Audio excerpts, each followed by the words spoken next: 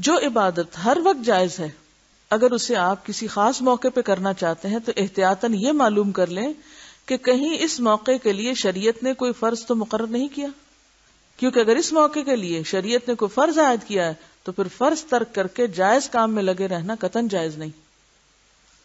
مثلا نماز با جماعت کھڑی ہو اور جس نے یہی نماز جماعت کے ساتھ پہلے نہیں پڑھی، اس کے لیے جائز نہیں کہ وہ جماعت میں شامل ہونے کی بجائے سنتیں یا نوافل پڑھتا رہے۔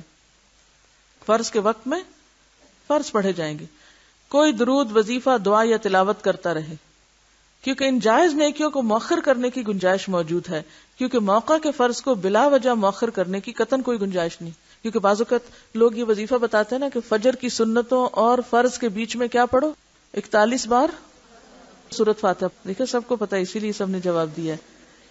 اب ایک شخص مسجد میں گیا ہے، اذان ہوئی ہے، مسجد گیا، سنت پڑھی ہے، امام صاحب فرض شروع کر چکے ہیں اور وہ کیا کر رہا ہے، بیٹھ کے 41 دفعہ سورۃ فاتحہ پڑھ رہا ہے، کیونکہ اس کو یہ پریشانی کہ اگر میں نے یہ نہ پڑھا تو میرا کام نہیں ہونا، لہٰذا جماعت سے اگر نماز جاتی ہے تو کوئی نہیں، میں بعد میں اپنے فرض پڑھ لوں گا لیکن یہ وظیفہ پورا کر لوں۔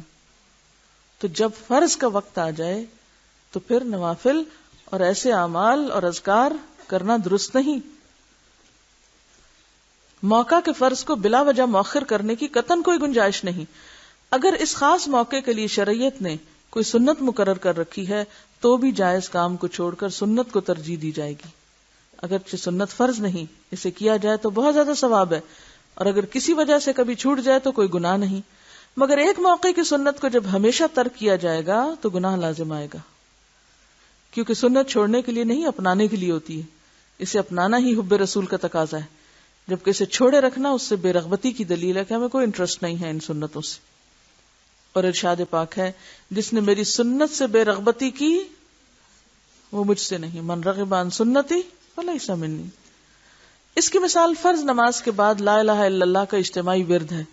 اس میں کوئی شک نہیں کہ لا الہ الا اللہ افضل الذکر ہے، یعنی سب سے افضل ذکر، لیکن اسے کسی بھی وقت کرنا جائز ہے، اور چونکہ فرض نماز کے بعد والا وقت بھی اوقات میں سے ایک وقت ہے، لہٰذا اگر کوئی شخص کسی فرض نماز کے بعد اپنے طور پر لا الہ الا اللہ کہہ دیتا تو جائز ہے۔ لیکن جب ہم یہ دیکھتے ہیں کہ فرض نماز کے فوراً بعد نبی اکرم صلی اللہ علیہ وسلم کا معمول اور سنت کچھ اور ہے، تو پھر ہر فرض نماز کے بعد ہمیشہ لا الہ الا اللہ کا ورد کرنے کا مطلب یہ ہے کہ اس موقع کی سنت کو ختم کر دیا جائے، کیونکہ لا الہ الا اللہ کا ورد مؤخر ہو سکتا ہے۔ مؤخر کا کیا معنی ہے؟ بعد میں کیا جا سکتا ہے، لیکن نماز کے بعد والے مسنون اذکار اور دعاؤں کو ہمیشہ مؤخر کرنا کسی بھی طرح جائز نہیں۔ ویسے بھی کورس کی شکل میں بلند آواز سے لا الہ الا اللہ کے اجتماعی ورد کی پورے عہد نبوت میں کوئی مثال نہیں ملتی کہ مسجد میں ساری مسجد مل کر ایک نعرے کی شکل میں اجتماعی ورد کرے۔ صحابہ کرام سے ایسی کوئی دلیل نہیں ملتی کہ انہوں نے کبھی آپ کی موجودگی میں ایسا کیا ہو۔ اگر کسی موقع کی سنت کے ساتھ ایک اور سنت آ ملے تو دونوں سنتوں کو بجا لانا درست ہوگا۔ اب انہوں نے یہ بتایا نا، فرض اور سنت میں سے کس کو ترجیح دینے کی؟ فرض کو۔ سنت اور عام جائز کام میں سے سنت کو، اور سنت کے بیچ میں اگر کوئی فرق کرنا تو کیا کیا جائے گا؟ مثلا کسی فرض نماز کی جماعت ہوئی، امام صاحب نے سلام پھیرا، امام صاحب اور مقتدی حضرات مسنون اذکار اور دعا میں مصروف ہو گئے۔ اچانک کسی نے کہا بیماروں کے لیے دعا کریں، یہ فلاں شخص بیمار ہے اس کے لیے دعا کریں، تو کسی کے مطالبے پر دعا کرنا بھی سنت ہے، لہذا دعا کرنا جائز ہوگا۔ یعنی ایک مسنون کام آپ کر رہے ہیں، ایک اور مسنون کام اوپر سے آپ پڑا ہے، اور اگر وہ تقاضا کرتا ہے کہ پہلے کر لیا جائے کہ بھول نہ جائے، تو اس وقت دوسری سنت کو لے کر پہلی سنت بعد میں پوری کی جا سکتی ہے۔ یاد رکھیے، ہاتھ اٹھا کر اجتماعی دعا کرنا نہ تو فرض نماز کا حصہ ہے اور نہ ہی بعد والے مسنون اذکار کا حصہ، اس لیے اس کا دائمی اہتمام کرنا درست نہیں، کیونکہ فرض نماز ایک الگ عبادت ہے اور ہاتھ اٹھا کر اجتماعی دعا کرنا ایک الگ عبادت ہے۔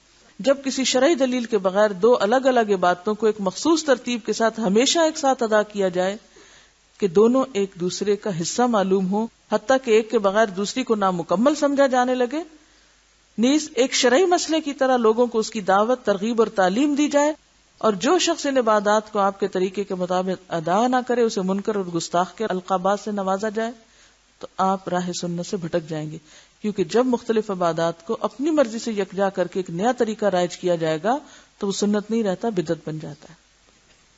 بات اصول کی ہے، جو کام نبی صلی اللہ علیہ وسلم کی زندگی میں ضروری بھی ہے اسے کرنے کے لیے کوئی رکاوٹ بھی نہیں، پھر پورے عہد نبوت میں اسے کوئی نہ کرے مگر ہم نہ صرف ہمیشہ خود کریں بلکہ دوسروں کو بھی دعوت دیں تو یہ بدعت ہوگی.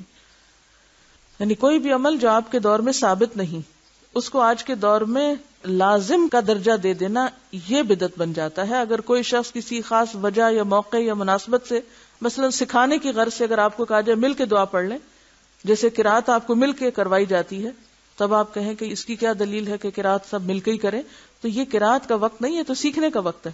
تو اسی طرح دعائیں اگر آپ کو سکھانے کی غرض سے اکٹھی پڑھائی جا رہی ہیں یا آپ پڑھتے ہیں دہراتے ہیں ان کو اکٹھا, تو وہ صرف ایک سیکھنے کی غرض ہے, لیکن اس میں بھی ہمیشہ دوام نہیں ہونا چاہیے, اسے زندگی کا حصہ نہیں بنا لینا چاہیے, ورنہ پھر وہ بھی بدعت بن جائے گا. سوال پیدا ہوتا ہے کہ کیا عہد نبوت میں فرض نمازوں کے بعد ہاتھ اٹھا کر دعائیں کا اجتماعی اہتمام تھا؟ اس میں کوئی رکاوٹ تھی؟ نہیں تھی. پھر اگر کسی فرض نماز کے بعد اس کا اہتمام نہیں کیا گیا تو اس سے معلوم ہوا کہ اس کا اہتمام نہ کرنا سنت ہے, کیونکہ ناممکن ہے کہ ایک چیز دین بھی ہو اور عہد نبوت میں کر سکنے کے باوجود اسے کوئی نہ کرے یا اسے کیا گیا ہو مگر مقبول احادیث کے وسیع ذخیرے میں وہ کہیں کسی کو نظر نہ آئے. انسان فطرتاً سہولت پسند ہے, اسے مسنون دعائیں یاد کرنا گناہ گزرتا ہے چونکہ اس کی مصروفیات بہت ہیں, لہذا فرض نمازوں کے بعد یکسوئی کے ساتھ 5-6 منٹ نہیں نکال سکتا.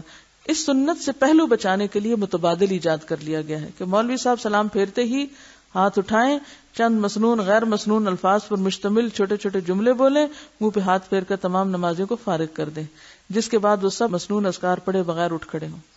اس بدعت کا یہ نقصان ہے نا, البدعۃ تمیت السنہ, بدعت سنت کی موت ہے, سنت ختم کر دیتی ہے. جہاں بدعت آئے گی وہاں سے سنت رخصت ہو جائے گی. اب امام صاحب کا سب کی طرف سے پڑھتے رہنا سب لوگوں کو دین کے ایک حکم پر عمل کرنے سے ایک طرح سے روک دیتا ہے. جب وہ ہمارے لیے دعا کر سکتے تو ہمیں کیا ضرورت ہے مسنون ذکر سیکھنے کی؟ ہم کیوں اپنے دماغ پہ زور ڈالیں؟ ہمارے پاس وقت نہیں. باقی سب دنیا کے کاموں کے لیے وقت ہے, ایک مسنون ذکر سیکھنے کا وقت نہیں. حالانکہ ہم نے پڑھا کہ آپ صلی اللہ علیہ وسلم قرآن کی سورت کی طرح یہ اذکار بھی سکھایا کرتے تھے جو چند مخصوص اذکار ہیں. تو اس لیے ہمیں ضرور اس موقع کی مناسبت سے اپنے اعمال کا جائزہ لینا ہے. در حقیقت یہ دعا نہیں, رسم ہے جو انتہائی نیک نیتی سے ہر فرض نماز کے بعد ادا کی جاتی. اس طرح غیر شعوری طور پر ایک سنت کو مٹانے کا گناہ کیا جا رہا ہے.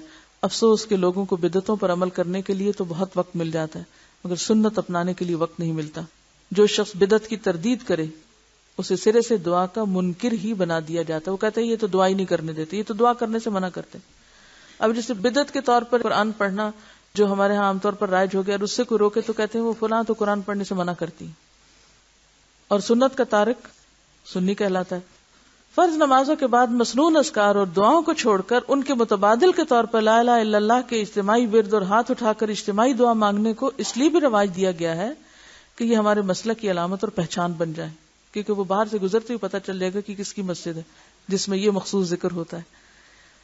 کیا کسی مسلک کے تحفظ کے لیے شرعی مسائل اور احکام کے ساتھ اس طرح کھیلنا جائز ہے؟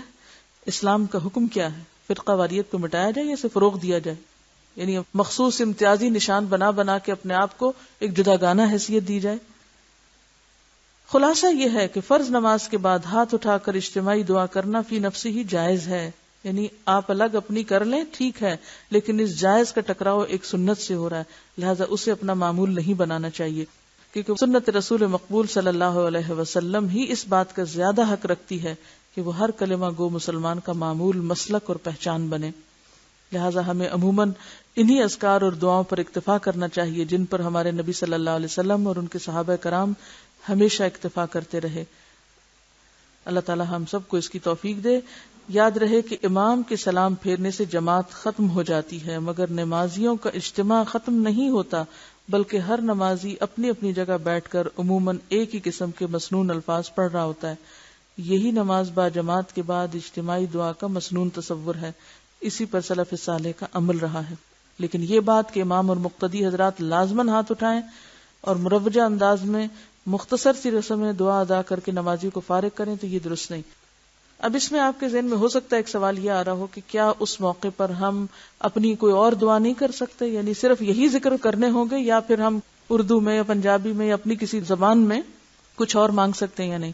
تو مسنون اذکار پڑھنا ویسے تو کافی ہے ساری ضروریات کو, لیکن اگر کوئی خاص مسئلہ ہے, دکھ تکلیف پریشانی بیماری, کوئی بھی آپ کی خاص حاجت یا دعا ہے تو آپ وہ اپنی زبان میں بھی مانگ سکتے ہیں, اس کا مانگنا منع نہیں ہے.